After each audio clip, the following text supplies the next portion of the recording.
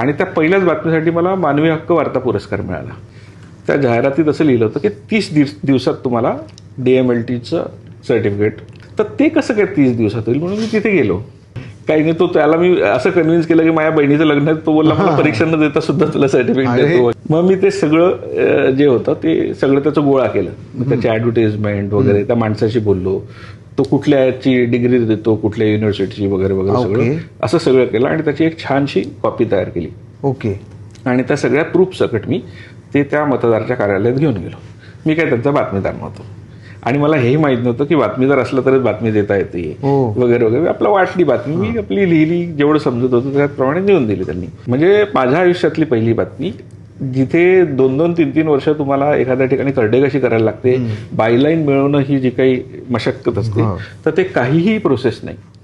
आणि त्यांनी ती बातमी माझी छापली. दुसऱ्या दिवशी त्याच्यावरून गदारोळ झाला, पोलीस चौकशी सुरू झाली, हे झालं. इतर सगळ्या वर्तमानपत्रांनी त्याचा फॉलोअप घ्यायला सुरुवात केली.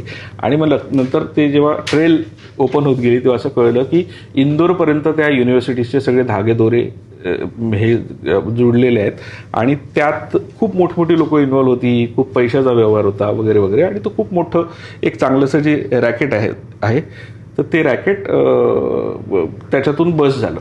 आणि त्या पहिल्याच बातमीसाठी मला मानवी हक्क वार्ता पुरस्कार मिळाला.